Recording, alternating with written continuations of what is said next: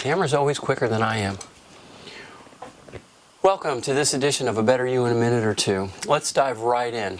So we now know that between our conscious mind and our subconscious autopilot or computer, we develop this interface, if you will, this semi-permeable membrane or filter that we call the critical filter or the critical mind.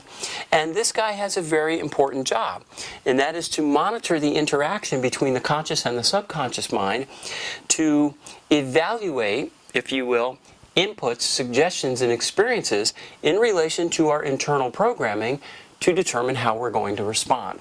And you may remember that I mentioned the older we get, the more fixed and rigid the passageways between the two parts of the mind become. And by the time we're adults, we are pretty or very set in our ways. The phenomenon is called homeostasis, which means the same state. We tend to get stuck in the same state. There is resistance to change.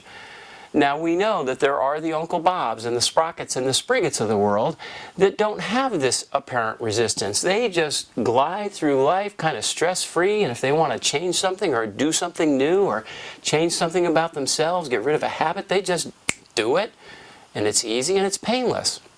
And that creates a sense of bewilderment, resentment, and as I mentioned the other day, hatred. Why can't I do that? Well, there is a reason, and I promise I'd explain it. And the best way I've ever found to explain it is through the use of two of my favorite cartoon characters of all time, the Roadrunner, beep beep, and Wile E. Coyote. Yep, these two guys are a perfect symbol for this club we call humanity. So let's take a look and see what's going on with them. Now, I think it's safe to say that these two characters have very different worldviews, very different minds, and create very different realities. Let's take a look at Roadrunner first. You know, he never worries, he never stresses, nothing ever bothers him. He can go from 0 to full speed in a heartbeat. He can change directions on a dime, he always has a smile on his face, and at the end of the day, he always gets the birdseed.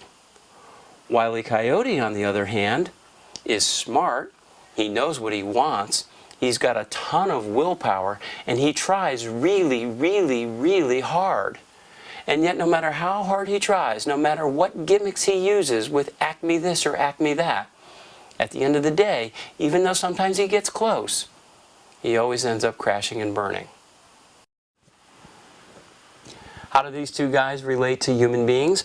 Well, if we took the human population at large, about 2% of us would be considered roadrunners, the Uncle Bobs, the Sprockets, and the Sprigetts of the world, who just can make change easily and effortlessly compared to the rest of us. Because the rest of us, 98% of us, are Wile E. Coyote.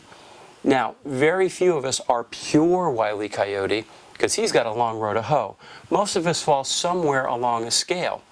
But regardless, the critical filter of a roadrunner is very open, it's very porous, it's very flexible. The critical filter of a Wile E. Coyote, at some level or another, is a lot more tough and rigid. And therefore it's going to be a lot harder, especially through willpower alone, to get anything through this critical filter. In order to make change permanently, we have to reprogram the subconscious autopilot. When we use these tools, techniques, methods, and traditions like hypnotherapy, NLP, the synthesis method, what happens is we enter a state of mind where the critical filter shuts off for a little while. We create that same open state of mind we had when we were little kids. And then we can go down there and talk to this 3-year-old and say, you know, you learned 2 + 2 is 5. How's that working for you? And of course he or she says, not so good, but that's my program. That's where I'm going. I'm headed to Denver. And we say, well, guess what? Erase it. Try this instead. Try 2 + 2 is 4. What do you say? It's 3. Okay. Then we finish. We wake up, so to speak. We come out of that state of consciousness. The critical mind gets back on the job. The two parts of the mind start interacting. But now the desire for change, that's the pilot that wants to go to New York, when it checks the autopilot through the filter, it finds out, guess what? We're all programmed to go in the same direction. And that's how we do it. That's how we get by the resistance. So until next time, once again, keep flipping the coin. And remember, Wileys need a little help. Not because there's anything wrong with them, not because they're inadequate because of the way the human mind works and functions. Remember, it's all about a better you. So until next time, I'll say so long.